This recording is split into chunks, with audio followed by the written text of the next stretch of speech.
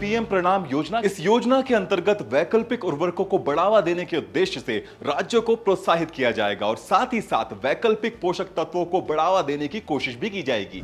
केंद्र बजट 2022-23 के अनुसार 1.05 लाख करोड़ रुपए का बजट रखा गया है।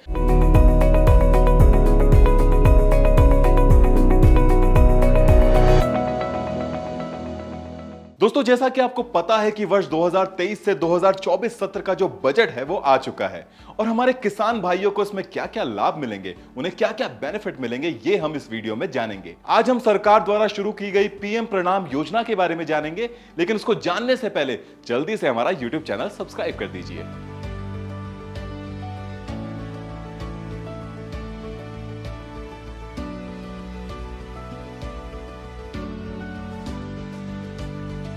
दोस्तों, वित्त मंत्री निर्मला सीतारमण ने बुधवार को बजट पेश करते हुए एक बड़ी योजना का ऐलान किया है। इस योजना का नाम है कृषि प्रबंधन योजना, यानी कि पीएम प्रणाम योजना। इस योजना के अंतर्गत वैकल्पिक उर्वरकों को बढ़ावा देने के उद्देश्य से राज्यों को प्रोत्साहित किया जाएगा और साथ ही साथ वैकल्पिक पोषक तत्वों को बढ़ावा देने की कोशिश भी की जाएगी। इस स्कीम का लक्ष्य कृषि में रासायनिक उर्वरकों यानी कि केमिकल फर्टिलाइजर के इस्तेमाल को कम करना भी है।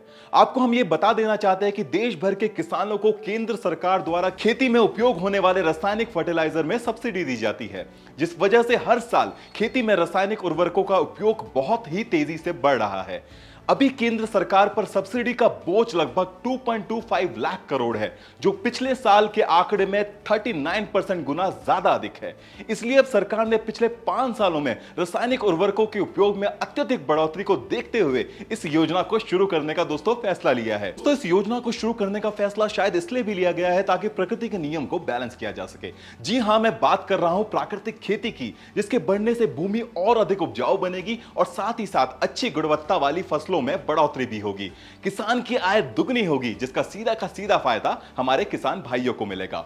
इसका फायदा सिर्फ किसान भाइयों को ही नहीं बल्कि केंद्र सरकार को भी मिलेगा, जिसके कारण उन पे सब्सिडी का बोझ कम होगा। साथ ही साथ किसान को अब कम लागत में अच्छी फसलें करने का मौका भी मिलेगा। दोस्तों, फसलें अब कम उर्वरक की लागत से अच्छी भी होंगी और किसान को प्रोत्साहित देने के लिए सरकार इनको पुरस्कार भी देगी। दोस्तों, किसान की तरक्की और उनकी आय बढ़ाने के लक्ष्य को लेकर भी यह योजना काफी कारगर है, क्योंकि फर्टिलाइजर का ज्यादा इस्तेमाल करना सेहत के लिए काफी हानिकारक है, जिससे बाजार में फसलों की मांग में कमी होगी और किसान को भारी भारी नुकसान उठाना पड़ेगा। साथ ही साथ भूमि में उपजाऊ क्षमता भी कम हो जाएगी, जिसके कारण भूमि कृषि योग्य नहीं रहेगी। इसलिए अभी सरकार का ज्यादा फोकस वैकल्पिक उर्वरकों पे अवेयरनेस क्रिएट करना है।